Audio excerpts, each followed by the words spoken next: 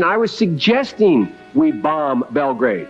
I was suggesting that we send American pilots in and blow up all the bridges on the Drina. I was suggesting we take out his oil supplies. In '99, when we had bombings, as you mentioned, we did live in the apartment that is about 500 feet away from here. We would come always to this apartment and always to this building.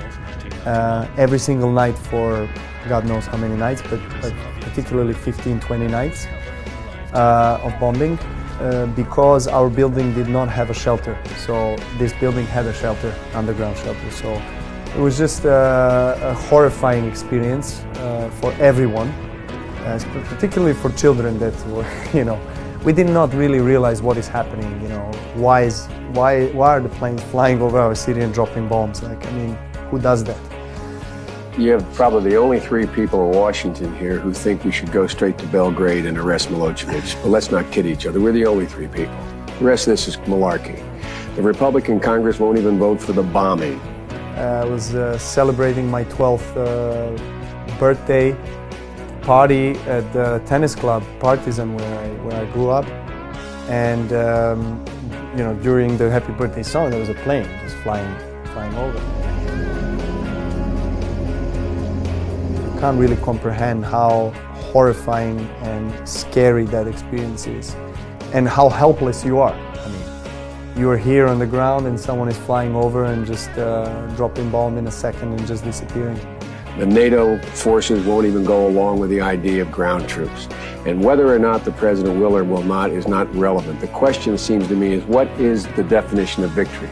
We sat in this program before. The definition of victory was all the troops out of Kosovo, the Albanians back in Kosovo, and a NATO-led force in Kosovo.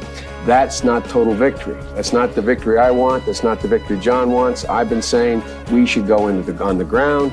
We should announce there's going to be American casualties. We should go to Belgrade and we should have a Japanese, German-style occupation of that country. So we were just about to fall asleep again, and then a huge explosion happened. And then my mom, she stood up very quickly and she hit the heaters and with her head and she felt unconscious. And so it was us crying because of the bombs and us crying because mom is not reacting. And my dad is there and just, what is happening, And so luckily my dad manages to help my mom get back to herself, normal, as much as she could. And we collect our stuff quickly and just take the necessities and we go out. There was no street lights, everything was shut off, and it was so loud that we could not hear each other. We were very close to each other, but we could not, even if you scream, they don't hear you. My dad was carrying my brothers and my mom was running with stuff, and then I slipped and I fell. And as I turned around, I looked towards the building and I see this stealth plane just flying and just dropping things, and then the ground is shaking. And then, of course, that's one of the most traumatic experiences and images that I had in my childhood that stayed with me till this day. And we were lucky, I think, our families, that we did not lose anybody that is very close to us. There are a lot of people that lost very close people in their lives, and that's a different level of suffering and different level of trauma. I can't even imagine the pain that I had to bear. Why, some of you ask, have I been so relentless on Serbia and Kostunica, who I do not trust? Why have I been so reluctant, so persistent in not providing aid to the people of Serbia, who are many good people? Why?